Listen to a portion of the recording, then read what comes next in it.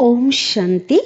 आज हम मधुर ईश्वरी महावाक्य साकार मूल्य सुनेंगे 14/1/2023 की। आज बाबा कह रहे हैं कि आप बच्चों को कितना ना नशा, कितनी खुशी होनी चाहिए, है ना। क्योंकि आप बच्चे ऊंचे से ऊंचे दो दो महान हस्ती के प्रैक्टिकल में इस समय नूरे रत्न हो बच्चे बने हो। एक तो निराकारी शिव परमपिता परमात्मा के बच्चे और साकारी में प्रजापिता ब्रह्मा के बच्चे, है ना। वो भी भगवान के बच्चे कैसे बने हो, जीते जी बने हो, है ना। क्योंकि दुनिया में जब किसी की मृत्यु होती है तब लोग कहते हैं भगवान के घर गया, अल्लाह को प्यारा हो गया। लेकिन अभी बाबा कहते जीते जी इसी शरीर में हम भगवान के बने हैं, उनके वारिस बने हैं। इसलिए बाबा कहते बहुत ये नशा कम नहीं होना चाहिए। साथ ही बाबा ने कहा कि आप बच्चे कुछ भी हो जाए, पवित्रता की जो राखी बांधी है, पवित्रता की जो धारणा है, बाबा कहते कभी भी उसे तोड़ना नहीं है। कभी भी बाबा कहते पतित बनना नहीं है। साथ ही बाबा ने कहा कि आप कौन हो, आप सुख के सागर के बच्चे हो। तो सुख के सागर के बच्चे शिव बाबा के पास रहते हो, है ना, सुख के सागर के साथ रहते हो। तो बाबा कहते हैं आपके पास तो दुख संकल्प में भी नहीं आ सकता, है ना। दुनिया में चाहे कितना भी अशांति, कितना भी दुख क्यों ना हो, क्योंकि आप दुख की दुनिया से निकल गए हो। कलयुग है दुख की दुनिया।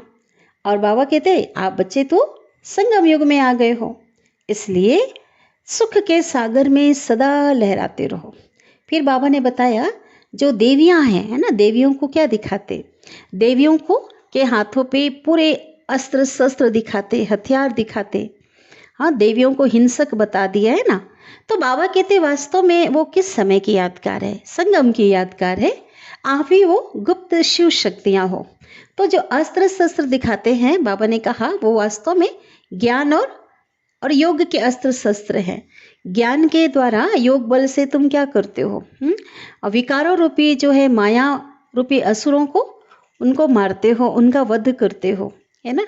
तो बाबा कहते ये जो है इसी समय की यादगार है। अभी हम विस्तार से सुनते हैं आज के महावाक्य को। आज की मुरली का सार है, मीठे बाबा कहते हैं मीठे बच्चे अभी तुम्हारी काया बिल्कुल पुरानी हो गई है ना, जो शरीर है, और बाप आए हैं तुम्हारी काया कल्प वृक्ष समान बनाने, है ना। कल्प वृक्ष की आयु 5000 वर्ष है। तो हमारी जो उम्र है बाबा कहते हैं उसको कल्प वृक्ष के समान अर्थात लंबी आयु करने। तुम आधा कल्प के लिए अमर बनते हो। प्रश्न है इस वंडरफुल नाटक में कौन सी बात बहुत ही समझने की है। उत्तर है इस नाटक में जो भी एक्टर्स हैं, पाठधारी है, उनका चित्र केवल एक बार ही देख सकते हैं, है ना। वंडरफुल है। फिर वही चित्र 5000 वर्ष के बाद देखेंगे। ऐसा क्यों? क्योंकि 84 जन्मों के 84 चित्र बनेंगे और सभी भिन्न भिन्न होंगे, है ना। 84 जन्म लेंगे तो हर 84 जन्म में, हर जन्म में जो रूप रंग जो होगा सब अलग होगा, शरीर अलग होगा, तो उसका जो चित्र है वो भी कैसा होगा, अलग होगा। बाबा कहते कर्म भी किसके साथ मिल ना सकते, है ना, मिल नहीं सकते। हर एक का कर्म भी कैसा होगा, अलग अलग। किसी का ना रूप रंग मिल सकता है, ना कर्म मिल सकता है। जिसने जो कर्म किए वह फिर 5000 वर्ष बाद वही कर्म करेंगे, है ना। बाबा कहते चित्र जो है, अब शरीर भी 5000 वर्ष बाद, ये जो रूप है, ये जो शरीर है, वो 5000 वर्ष बाद ही दिखाई पड़ेगा। और अभी जो कर्म कर रहे हैं वो 5000 वर्ष के बाद इसी समय पे बाबा कहते वो कर्म रिपीट करेंगे। तो यह बहुत ही समझने की बातें हैं। तुम बच्चों की बुद्धि का ताला अभी खुला है, तुम यह राज सबको समझा सकते हो। गीत बजा है, भोलेनाथ से निराला कोई और नहीं, बिगड़ी को बनाने वाला कोई और नहीं। ओम शांति। भोलानाथ सदैव शिव बाबा को ही कहा जाता है, शंकर को नहीं कहा जाता।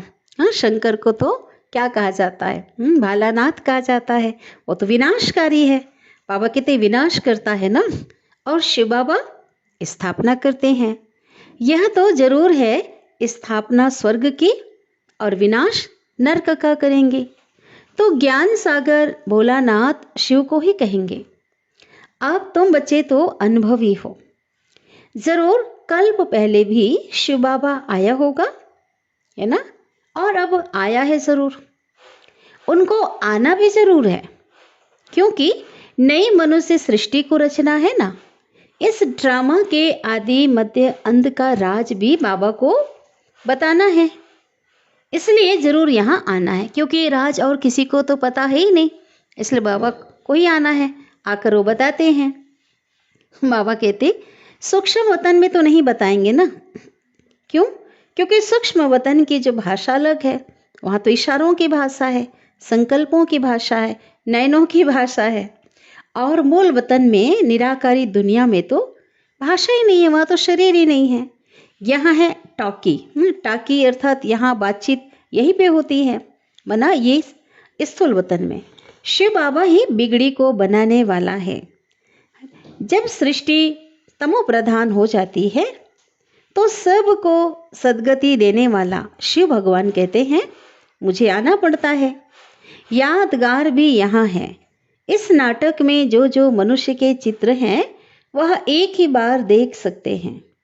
ऐसे नहीं कि लक्ष्मी नारायण के जो चित्र हैं चेहरे सतयुग के सिवाय कभी भी कहीं भी देख सकते। बाबा कहते नहीं, लक्ष्मी नारायण का जो चित्र है वो पहले जन्म में ना, सतयुग में फर्स्ट जन्म में ही वही रूप देखेंगे, बाकी तो हर जन्म में बाबा कहते हैं वो बदल जाएगा, क्योंकि वो भी पुनः जन्म लेंगे तो हर जन्म में नाम और रूप भिन्न हो जाएगा। वही लक्ष्मी नारायण का अगर रूप देखना है तो बाबा कहते कब देखेंगे? हुबहू वैसा ही वैसा, वैसा का वैसा। फिर दोबारा जब सृष्टि चक्र रिपीट होगा वो समय आएगा, फिर सतयुग का प्रारंभ का काल, तो 5000 वर्ष के बाद देखेंगे। जैसे बाबा एग्जाम्पल देते, जैसे गांधी जी, महात्मा गांधी का जो चित्र है वो कब देखेंगे सर?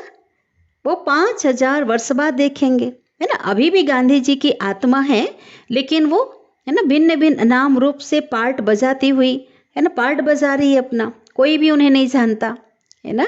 तो बाबा कहते हैं वो 5000 वर्ष बाद फिर से वो पार्ट प्ले करेंगे गांधी के रूप में, तो फिर से वो स्वरूप को देखेंगे।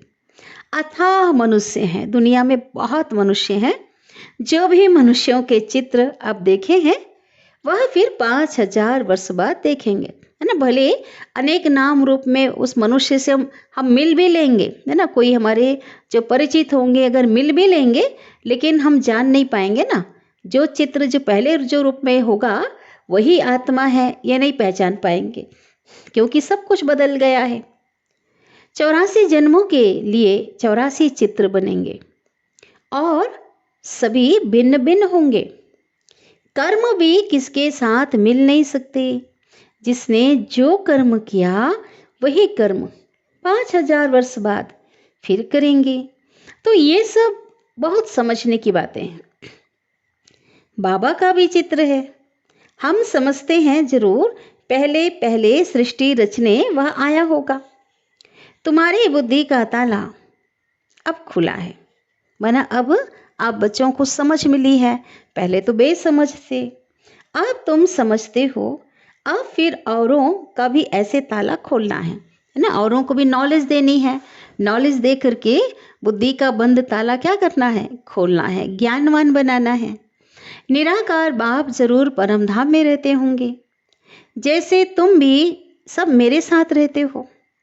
पहले जब मैं आता हूँ तो मेरे साथ ब्रह्मा विष्णु और शंकर होते हैं, है ना, सूक्ष्म वतन में।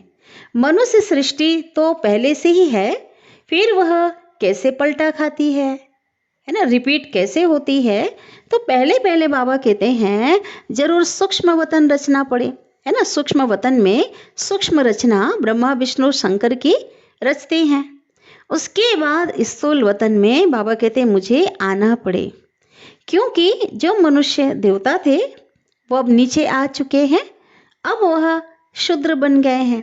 और उन्हों को क्योंकि स्थापना करना है तो उन्हों को ही फिर क्या करना है, ब्राह्मण से देवता बनाना पड़े।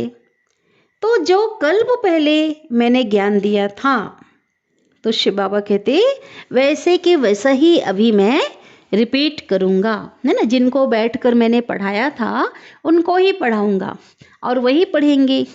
इस समय बैठकर, हाँ, संगम युग में ब्रह्मा के तन में बैठकर मैं राजयोग सिखाता हूँ। फिर क्या होता है, बाबा कहते आधा कल्प तुम राज्य करते हो ना, सतयुग त्रेता में राजयोग सीख करके राजाई प्राप्त करते हो।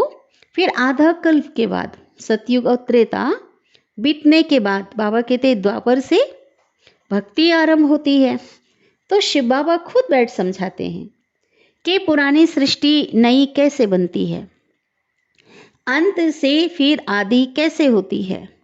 मनुष्य समझते हैं परमात्मा आया, परंतु कब और कैसे आया, आदि मध्य अंत का राज कैसे खोला, ये नहीं जानते। तो शिव बाबा कहते हैं फिर मैं सम्मुख आया हूं सभी को सदगति देने। माया रावण ने सभी की किस्मत बिगाड़ दी है ना। बाबा ने कहा रावण ने क्या किया, जो किस्मत बहुत ऊंची थी उसको क्या कर दिया, बिगाड़ दिया। तो बिगड़ी को बनाने वाला जरूर कोई चाहिए। बिगाड़ने वाला कौन है, रावण, माया। तो बनाने वाला जरूर कोई चाहिए, वो कौन है, भोलानाथ। इसलिए गायन क्या है, बिगड़ी को बनाने वाला कोई और नहीं, है ना। भोलेनाथ से निराला कोई और नहीं, और बिगड़ी को बनाने वाला एक भोलानाथ ही है। तो शिव बाबा कहते 5000 वर्ष पहले भी मैं ब्रह्मा के तन में ही आया था। मनुष्य सृष्टि जरूर मैंने यहाँ ही रची। यहाँ आकर सृष्टि को परिवर्तन कर काया कल्प वृक्ष समान बनाते हैं। आज देखो लोगों की अकाले मृत्यु हो जाती है ना। आत्मा की कोई उम्र नहीं होती, उम्र तो शरीर की होती है। तो काया जो है, जो शरीर है, उसकी जो आयु है, बाबा कहते बहुत लंबी करते हैं ना। सतयुग में 150 वर्ष हो जाता है, त्रेता में 125 वर्ष हो जाता सबकी। अब तुम्हारी काया बिल्कुल पुरानी हो गई है, इसको फिर से ऐसा बनाते हैं जो आधा कल्प के लिए तुम अमर बन जाते हो।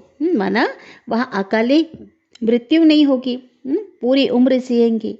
भले शरीर बदलते हो, वहाँ सतयुग में भी शरीर छोड़ेंगे, परंतु खुशी से। जैसे पुराना चोला छोड़ नया लेते हैं, वैसे बाबा कहते हैं, है ना, पुराने कपड़े को पहनकर क्या करते, पुराने कपड़े को उतार के नया कपड़ा धारण करते हैं। तो बाबा कहते वहाँ भी खुशी खुशी से पुराने शरीर को छोड़ करके नया शरीर धारण करते हैं। वहाँ सतयुग में कोई ऐसे नहीं कहेंगे कि फलाना मर गया, है ना। आत्मा जो है वहाँ भी शरीर छोड़ेगी, लेकिन पूरी उम्र के बाद, एक समय के बाद। लेकिन ये शब्द ही नहीं होगा, ये तो दुख के शब्द है ना, फलाना मर गया। उनको मरना नहीं कहा जाता है, क्योंकि खुशी खुशी से अपनी इच्छा से उस शरीर को हम छोड़ देंगे बिना तकलीफ से। तो जैसे तुम्हारा यह जीते जी मरना है, तो तुम मरे हुए, बाबा कहते मरे थोड़े ही हो। बाबा बता रहे हैं कि वहाँ पे मरना शब्द नहीं होगा। जैसे कि अभी बाबा कहते हैं ना, तुम्हारा ये मर्जी व जन्म है ना। तुम जीते जी, बाबा कहते क्या हो गए, मर गए। माना पुरानी दुनिया से मर करके, पुराने संस्कारों से, देवभान से मर करके बाबा के बने हैं, है ना। लेकिन जीते जी बने हैं ना। तो बाबा कहते ऐसे मरे थोड़ी हो, तुम तो शिव बाबा के बने हो। तो बाबा कहते हैं तुम मेरे नूरे रत्न सिकिलदे बच्चे हो। शिव बाबा भी कहते हो तो ब्रह्मा बाबा भी कहते हो, है ना। दोनों बाप हो गए ना। शिव बाबा निराकारी बाप और ये ब्रह्मा साकारी बाप। और दोनों के कौन हो, आप नूरे रत्न हो, है ना। दोनों आप बच्चों को बहुत प्यार करते हैं, दुलारे हो। अभी तुम कहते हो बाबा आप भी वही हो ना, हम भी वही हैं, है ना। पूरी नॉलेज मिलने के बाद जो फिर से आकर मिले हैं। बाबा भी कहते हैं कि मैं आकर के स्वर्ग स्थापन करता हूँ। राजाई तो जरूर चाहिए, इसलिए राजयोग सिखाता हूँ। पीछे तो तुमको राजाई मिल जाएगी, है ना। अभी बाबा कहते अभी पढ़ाई कर रहे हो, अभी मुझे याद कर रहे हो, और उसके बाद उसकी प्रारब्ध क्या मिलेगी? राजाई। जब सतयुग में चले जाओगे, बाबा कहते आप बच्चों को राजाई मिल जाएगी, तो वहां इस ज्ञान की तो दरकार ही नहीं रहेगी, क्योंकि सदगति मिल गई ना। फिर यह शास्त्र आदि जितने भी हैं, है ना, लोगों के द्वारा जो बनाए हुए हैं, दंत कथाएं, शास्त्र, पुराण, बाबा कहते ये भी उसका कोई काम ही नहीं है ना। ये सब भक्ति में काम आते हैं, है ना। सतयुग में ना ज्ञान की जरूरत है और ना ही कोई भक्ति आदि की भी दरकार है। ये सब जितने भी हैं ये कब काम आते हैं? द्वापर काल में, जब भक्ति शुरू होती है। पढ़ते रहते हैं, जैसे कोई बड़े आदमी हिस्ट्री ज्योग्राफी लिख जाते हैं ना, अपना पूरा इतिहास लिखते हैं अपने जो है, ठीक है। तो पीछे वाले वो चला गया, जो कुछ भी लिखा उसने, तो पीछे वाले क्या करते हैं? पढ़ते रहते हैं। ऐसे तो अथाह किताब है, कितने किताब मनुष्यों के बनाए हुए शास्त्र, पुराण और लोगों की लिखी हुई कितने किताबें ढेर है दुनिया में, है ना, जो चले गए, आज नहीं है उस रूप में। और मनुष्य क्या करते हैं? उसे पढ़ते रहते हैं। तो स्वर्ग में तो ऐसा कुछ भी नहीं होगा, ऐसे पढ़ने की कोई किताबें कि कुछ पढ़ना, बाबा कहते ऐसा नहीं होगा। वहाँ तो भाषा ही एक होगी। बाबा कहते यहाँ तो देखो कितनी भाषाएं हैं। तो शिव बाबा कहते हैं अब मैं आया हूँ सृष्टि को नया बनाने। पहले यही सृष्टि नई थी, अब क्या हो गई है? पुरानी हो गई है। मेरे सब पुत्रों को, बाबा पुत्रियों को नहीं कह रहे हैं, क्योंकि आत्मा रूप में सब शिव बाबा के बेटे हैं, है ना। शरीर में आते हैं तो ब्रह्मा कुमार और ब्रह्मा कुमारी बनते हैं, लेकिन आत्मा रूप में बाबा ने कितनी अच्छी पॉइंट कहा, मेरे सब पुत्रों को, माना बच्चों को माया ने जलाए राख कर दिया था। विकारों से क्या क्या कर दिया था? जला दिया था। वह दिखाते हैं कहानी इसी समय की यादगार। जलाया तो विकारों के द्वारा, आत्मा जो है मलिन बन गई, काली बन गई, लेकिन वो क्या दिखाते? कहानी में सागर के बच्चे, है ना, जल मरे, उस सागर को दिखाते हैं। वास्तव में ये ज्ञान सागर की बात है, तुम उनके बच्चे हो। भल बच्चे तो वास्तव में सभी हैं, है ना। बाबा कहते पूरी दुनिया उनके बच्चे हैं। भगवान के बच्चे तो विश्व की सभी आत्माएं हैं, परंतु तुम बच्चे अभी प्रैक्टिकल में गाए जाते हो, क्योंकि तुमने भगवान को प्रैक्टिकल में पहचाना है, उनके बच्चे बने हो। तो बाबा कहते तुम्हारे कारण ही बाप आते हैं। कहते हैं मैं आया हूँ फिर से तुम बच्चों को सुरजीत करने, क्योंकि माया ने क्या किया है? तुम बच्चों को मूर्छित कर दिया है ना, बेहोश कर दिया है। तो बाबा कल भी कह रहे थे ना, मुरली जो चली बाबा की 13 तारीख की मुरली में, बाबा ने कहा ना कि संजीवनी बूटी से बाबा क्या करते? सुरजित करते। 12 तारीख की मुरली में कहा है ना, सुरजित करते हैं। जो बिल्कुल ही काले पत्थर बुद्धि हो गए हैं, उनको फिर से आकर के मैं पारस बुद्धि बनाता हूँ। तुम जानते हो इस ज्ञान से हम पारस बुद्धि कैसे बनते हैं? दिव्य हम जानते हैं। रोज बाबा की मुरली सुनते हुए, बाबा का ज्ञान सुनते हुए जो संशय है वो मिटता गया, है ना, और हमें समझ आती गई, और हमारी बुद्धि बाबा को याद करते हुए दिव्य बन गई। जब तुम पारस बुद्धि बन जाएंगे, तब यह दुनिया भी पत्थरपुरी से बदलकर, बाबा कहते पारसपुरी बन जाएगी, है ना। सतयुग को पारसपुरी कहते हैं, है ना। वहाँ पे सब समझदार होंगे, वहाँ कोई पत्थर की पूजा नहीं होगी, कोई बेसमझ नहीं होंगे, जिसके लिए बाबा अभी पुरुषार्थ कराते रहते हैं। तो बाबा को जरूर मनुष्य सृष्टि रचने के लिए यहाँ ही आना पड़ेगा ना। तो जिसके तन में आते हैं, माना ब्रह्मा के तन में आते हैं, उन द्वारा मुख वंशावली बनाते हैं। तो बाबा कहते फिर उस हिसाब से क्या संबंध हो गया ब्रह्मा से? वो बाबा कहते वो हो गई माता, क्योंकि उनके थ्रू बाबा ने आप बच्चों को जन्म दिया। कितनी गुह्य बातें हैं। तो है तो ये मेल, है ना, ब्रह्मा, और तो है तो पुरुष, लेकिन इनमें बाबा आते हैं तो ये माता हो गई। तो इसमें बाबा कहते जो लोग हैं ना, वो मूंझेंगे, ये कैसे कह रहे हैं कि तो मेल है, ये माता कैसे हुई? लेकिन ज्ञान के हिसाब से बाबा कहते अलौकिक माँ हुई ना, क्योंकि जन्म तो उनके थ्रू शिव बाबा ने दिया, मुख वंशावली बने।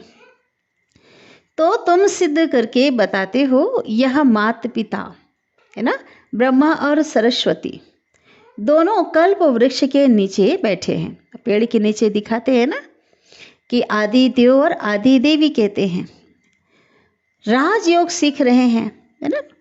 तो जरूर उन्हों का गुरु चाहिए ना, ब्रह्मा और सरस्वती। पेड़ के नीचे अगर चित्र देखेंगे कल्प वृक्ष, तो पेड़ के नीचे क्या है, ब्रह्मा सरस्वती और ब्राह्मण आत्माएं, सभी बच्चे बैठे हैं ना। बच्चे सभी को बाबा कहते, सभी को क्या कहते हैं, राज ऋषि कहते हैं, है ना। एक तो वैराग है, बेहद का वैराग किया हुआ है, विकारों का संन्यास किया हुआ है, और राजाई के लिए क्या कर रहे हैं, पुरुषार्थ कर रहे हैं, राजाई के लिए योग लगाते हैं ना। तो शिव बाबा आकर के राजयोग और ज्ञान सिखाते हैं, जो और कोई भी सिखा ना सके। ना कोई का राजयोग है ना। बाबा कहते सिखा भी नहीं सकते, और योग तो किसी का भगवान के साथ तो है ही नहीं। वह तो सिर्फ कहेंगे योग सीखो, और लेकिन सिखा नहीं पाते कोई। बाबा कहते राजयोग नहीं सिखाएंगे। हठ योग तो अनेक प्रकार के होते हैं, नाना प्रकार के शारीरिक आसन आदि जो होते हैं, है ना, जो अपने आप को कष्ट देते हैं, अनेक प्रकार के बाबा कहते हठ योग है। और राजयोग भगवान ने आकर सिखाया था। कहते हैं हमको कल्प कल्प फिर आना पड़ता है शिव बाबा को, जबकि कब आना पड़ता है, जब मनुष्य सृष्टि मुझे नई रचनी है, पुरानी को नया बनाना है, तब मुझे आना पड़ता है। अब बाबा कहते जब मैं पुरानी दुनिया को, पुरानी सृष्टि को मैं नया बनाता हूँ, तो प्रलय नहीं होती है ना, एक परिवर्तन होता है। बाबा कहते हैं प्रलय माना जो शास्त्रों में दिखाते हैं ना, सब कुछ खत्म हो गया और जो सृष्टि है पृथ्वी जलमयी हो गई। तो बाबा कहते हैं ऐसा प्रलय नहीं होता है। अगर प्रलय हो जाए, बाबा कहते फिर हम आवे किस में, है ना। बहुत वंडरफुल, बहुत अच्छी पॉइंट है ये। तो शिव बाबा कहते अगर प्रलय हो जाए तो हम आए किस में। तो शिव बाबा कहते हैं फिर अब जब पूरा प्रलय हो जाएगा तो निराकार यहाँ आकर फिर क्या करेंगे। तो बाबा कहते पूरा प्रलय नहीं होता, ये तो हमने इस ज्ञान में आकर समझा। तो शिव बाबा समझाते हैं सृष्टि तो पहले से ही है, भक्त भी है, भगवान को बुलाते भी हैं, है ना। जब भगवान को बुलाते हैं इससे क्या सिद्ध है कि भक्त हैं।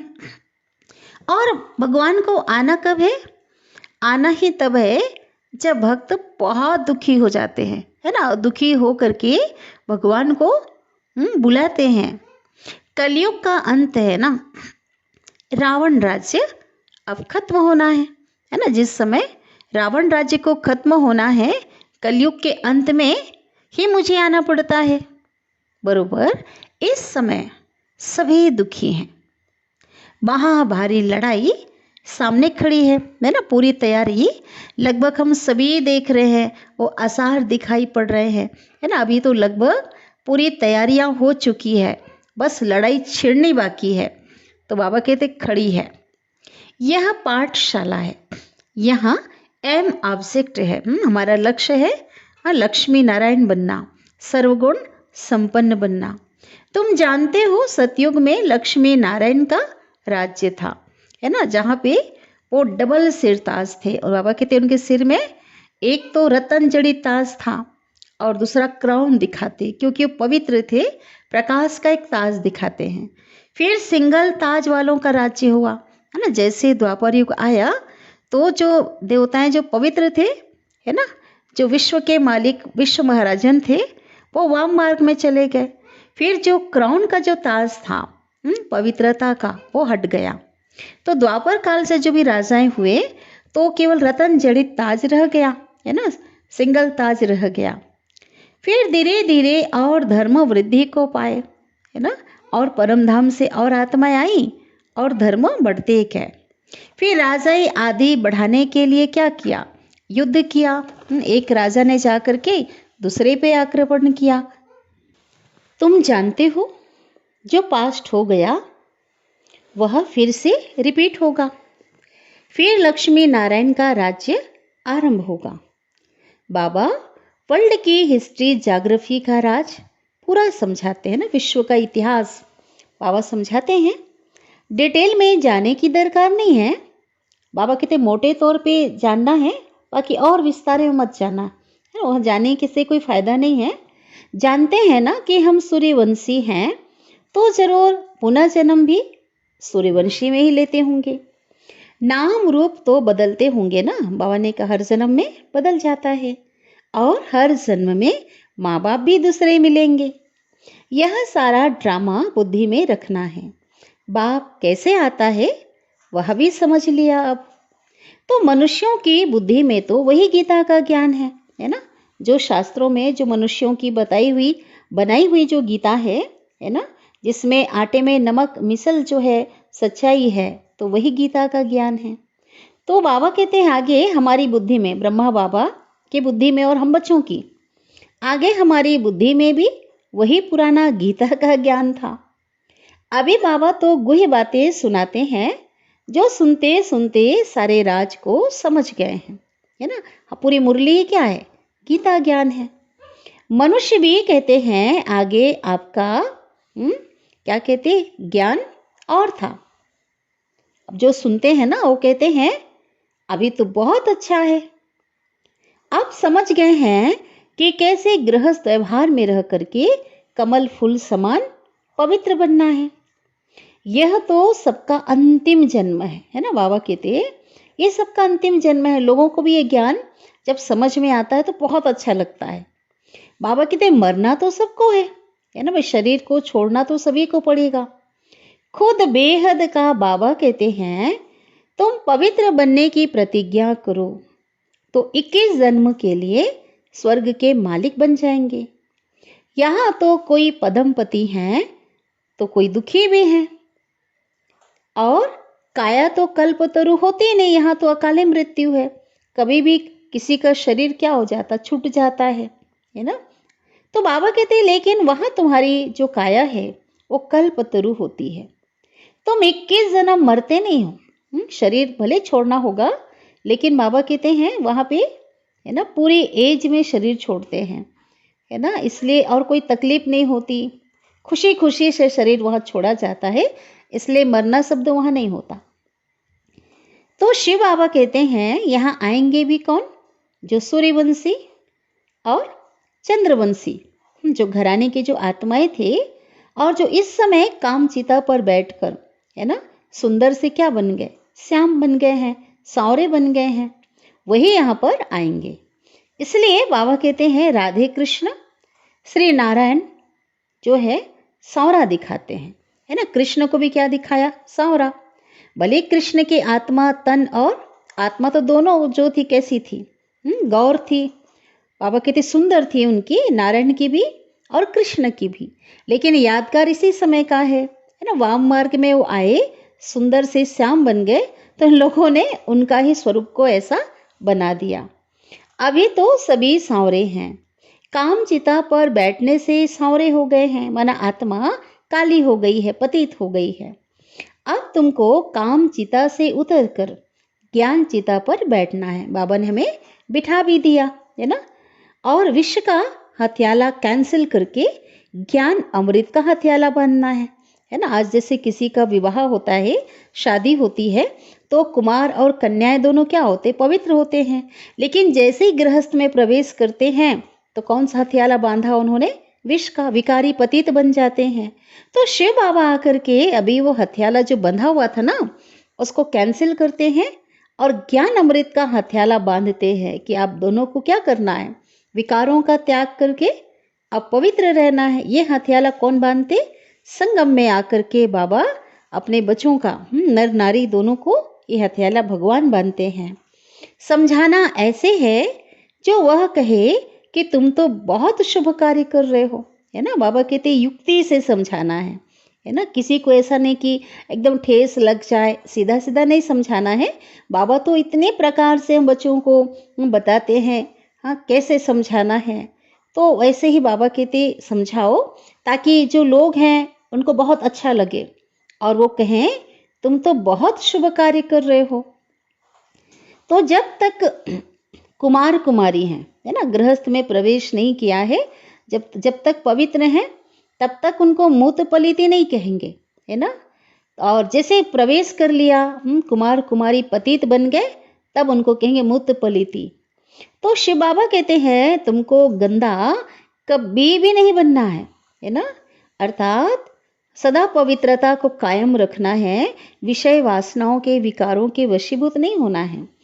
आगे चलकर ढेर आएंगे, है ना, कहेंगे ये तो बहुत अच्छा है, ज्ञान चिता पर बैठने से तो हम स्वर्ग के मालिक बनेंगे। तो बाबा कहते आएंगे और क्या करेंगे, ज्ञान चिता पर बैठेंगे वो, है ना, पवित्रता की धारणा करेंगे। अक्सर ब्राह्मण ही सगाई कराते हैं। लौकिक दुनिया में सगाई जो है ना, किसको बुलाते हैं, ब्राह्मण को। राजाओं के पास भी ब्राह्मण रहते हैं और उनको राजगुरु कहते हैं। तो बाबा कहते हैं आजकल तो सन्यासी भी हथियाला बांधते हैं, माना शादी कराते हैं, आयोजन होता है ना, उनको बुलाया जाता है। तो बाबा कहते हैं शुभ काम तो नहीं करते हैं, है ना, क्योंकि जो पवित्र जोड़ा था, जो पवित्र आत्माएं थे, उनको पतित बनाने के कार्य में सहयोग दे रहे हैं। यही हुआ ना। तुम जब यह ज्ञान की बातें सुनाते हो तो वो लोग बहुत खुश होते हैं, झट राखी भी बंधवा लेते हैं, है ना। फिर घर में झगड़ा भी होता है। तो बाबा कहते कुछ सहन तो जरूर करना पड़े, है ना। पवित्रता के ऊपर ही जो है झगड़ा होता है, क्योंकि लोग विरोध करते हैं। तो बाबा कहते हैं इतनी ऊंची बादशाही मिल रही है, इतनी ऊंची प्राप्ति होने वाली है, तो सहन भी तो करना पड़े ना। तुम हो गुप्त शिव शक्ति सेना, तुम्हारे पास कोई हथियार नहीं है। देवियों को तो बहुत हथियार दिखाते हैं, और देवियां कौन थी, कब थी, किसी को पता नहीं है। बाबा कहते संगम युग में आप बाबा के जो बच्चे हैं वही शिव शक्तियां हैं। और आपके यादगार जो है वो दो देवियां जो दिखाते हैं ना, तो उनके हाथों में क्या दिखाते, अस्त्र शस्त्र, बहुत भुजाएं दिखाते हैं। तो बाबा कहते इसके पीछे क्या रहस्य है, कि वास्तव में वो ज्ञान के अस्त्र शस्त्र है ना। आसुरी जो है विकारों पे, असुरों पर विजय प्राप्त करने के लिए, विकारों रूपी असुरों पर विजय प्राप्त उन्हें जो है ज्ञान के आधार से, योग बल से करते हैं। तो उन शक्तियों को भुजाओं के रूप में दिखाया है, अंदर के जो शक्ति है उस शक्ति को उस रूप में दिखाया। बाकी ऐसी बात तो है ही नहीं। यहाँ है ही योग बल की बात। तुम योग बल से विश्व की बादशाही लेते हो, बाहुबल से हद की राजाई मिलती है, बेहद की राजाई तो बेहद का मालिक ही देंगे, लड़ाई की कोई बात ही नहीं। तो शिव बाबा कहते हैं मैं कैसे लड़ाऊंगा, मैं तो लड़ाई झगड़ा मिटाने के लिए आया हूं ना। बाबा कहते मैं तो नहीं लड़ाता। फिर इनका नाम निशान भी नहीं रहता, है ना। बाबा कहते अभी जिस समय, अभी जो कुछ भी होगा, यहाँ नाम निशान भी नहीं रहेगा, है ना। तब तो परमात्मा को क्या कहते हैं, तब तो परमात्मा को सब याद करते हैं, है ना। कहते हैं ना भगवान से मेरी लाज रखो प्रभु, फिर भी एक में निश्चय नहीं है, और को पकड़ते रहते हैं। इस गुरु के पास जाएंगे, एक गुरु को छोड़े किसी और सन्यासी के पास चले गए। बाबा कहते निश्चय किसी में, एक में भी नहीं है उनको। कहते हैं हमारे में भी ईश्वर है। भगवान को सर्वव्यापी कहना माना क्या है, कहते हमारे में भी ईश्वर है, हम ईश्वर के स्वरूप हैं। तो बाबा कहते हैं बहुत अच्छी पॉइंट बाबा ने बताया इसमें। फिर अपने में भी विश्वास नहीं रखते। जब बोल रहे हो कि हमारे में ईश्वर है, फिर गुरु क्यों करते हो? जब तुम्हारे में भगवान है तो गुरु क्यों करते हो? आप तो अपने में भी विश्वास नहीं रख रहे हो। बहुत अच्छी पॉइंट है। तो बाबा कहते हैं यहाँ तो बात ही न्यारी है। शिव बाबा कहते हैं कल्प पहले भी मैं ऐसे ही आया था जैसे अब आया हूं। अब तुम जानते हो कि रचयिता बाप कैसे बैठ रचना करते हैं। यह भी ड्रामा है। जब तक इस चक्र को नहीं जाना तब तक कैसे जाने कि आगे क्या होना है ना। चक्र के द्वारा ही तो मालूम पड़ता है ना। 5000 का जो चक्र है, जब ये नॉलेज मिलती है तो आगे का पता चलता है आगे क्या होना है। लेकिन चक्र को ही, सृष्टि चक्र को नहीं जानेंगे तो आगे का थोड़ी पता होगा कि क्या होना है। कहते हैं कि ये कर्म क्षेत्र है ना, ये जो सृष्टि है कुरुक्षेत्र, यही कर्म क्षेत्र है। हम निराकारी दुनिया से पार्ट बजाने यहाँ पे आए हैं। तो तुमको सारे ड्रामा के क्रिएटर और डायरेक्टर का मालूम होना चाहिए।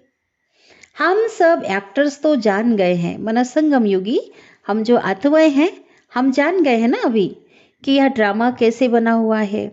क्रिएटर डायरेक्टर को भी जान गए हैं। यह सृष्टि कैसे वृद्धि को पाती है ना, कैसे पाती है कि सभी एक्टर्स अपने अपने समय पर पार्ट बजाने के लिए परम धाम से उतरते जाते हैं। अब जबकि कलयुग का अंत है तो जरूर सतयुग की स्थापना भी होना चाहिए। इस चक्र की समझानी बिल्कुल ठीक है। जो ब्राह्मण कुल के होंगे वह समझ जाएंगे। फिर भी यह प्रजापिता है ना, तो अपना कुल तो बढ़ता ही जाएगा और बढ़ना तो है ही है ना, क्योंकि जितनी आत्माएं जो है सनातन धर्म की आत्माएं हैं, सूर्यवंशी चंद्रवंशी कुल की जो आत्माएं वो तो आएंगी आएंगी और कल्प पहले मुआफिक सब पुरुषार्थ करते ही रहते हैं। हम साक्षी होकर देखते हैं। हर एक को अपना मुखड़ा आईने में देखते रहना है ना। बाबा लगातार जो मुरली चल रही है दिल दर्पण में देखने के लिए बाबा कहते हैं ना कि अपने अंदर में कोई अवगुण कोई खामियां तो नहीं रह गई है। कहाँ तक हम लायक बने हैं सतयुग में राजधानी लेने की। यह कल्प कल्प की बाजी है। जो जितनी सर्विस करेंगे, तुम तो हो बेहद के रूहानी सोशल वर्कर, है ना। जो जितना आप सर्विस करेंगे उतना ऊंच पद उन्हें प्राप्त होगा। तो बाबा कहते हम कौन है? हम जो सेवा करते हैं, विश्व की जो सेवा करते हैं, आत्माओं की सेवा करते हैं और जिस्मानी सोशल वर्कर होते हैं, है ना। तुम सुप्रीम रूह की उस परम आत्मा की मत पर चलते हो। तो ऐसे अच्छी अच्छी पॉइंट्स धारण करनी है। तो शिव बाबा आकर के काल के पंजे से छुड़ाते हैं। वहां मृत्यु का नाम ही नहीं, क्योंकि नाम क्या है? वह अमर लोक। और यह आज की दुनिया कलयुग क्या है? मृत्यु लोक। यहां तो आदि मध्य अंत दुख ही दुख है, वहां तो सुख ही सुख है। सतयुगी दुनिया में वहां दुख का नाम निशान नहीं रहता। अच्छा, बाप दादा से हम याद प्यार ले लेते हैं। मीठे मीठे सिकिलदे बच्चों प्रति माता पिता बाप दादा का याद प्यार और गुड मॉर्निंग। रूहानी बाप की रूहानी बच्चों को नमस्ते। और हम रूहानी बच्चों की रूहानी माता पिता बाप दादा को याद प्यार, गुड मॉर्निंग और नमस्ते। शुक्रिया बाबा, शुक्रिया आपका दिल से पद्मा पदम गुणा शुक्रिया। धारणा के लिए मुख्य सार, हम निराकारी और साकारी, माना निराकारी शिव बाबा और साकारी प्रजापिता ब्रह्मा बाबा, तो दोनों बाप के सिकिलधे नूरे रत्न हैं। हम शिव बाबा के जीते जी वारिश बने हैं, है ना। तो इसी नशे में रहना है। बहुत बड़ा ये नशा है, नशे की पॉइंट है। दूसरी पॉइंट, योग बल से विश्व की राजाई लेनी है। पवित्रता की राखी बांधी है ना, और तो सहन भी करना पड़ेगा। लेकिन बाबा कहते कभी भी पतित नहीं बनना। सहन करना है तो कर लो, लेकिन कभी भी पतित नहीं बनना है ना। सदगुरु बाबा हमें वरदान दे रहे हैं, सुख के सागर बाप की स्मृति द्वारा दुख की दुनिया में रहते भी सुख स्वरूप भव। वरदान है, सुख के सागर बाप की स्मृति द्वारा दुख की दुनिया में रहते भी सुख स्वरूप भव। सदा सुख के सागर बाप की स्मृति में रहो, उनकी याद में रहो तो सुख स्वरूप बन जाएंगे। चाहे दुनिया में कितना भी दुख अशांति का प्रभाव क्यों ना हो, लेकिन आप न्यारे और प्यारे हो। क्यों? क्योंकि आप बचे सुख के सागर के साथ हो।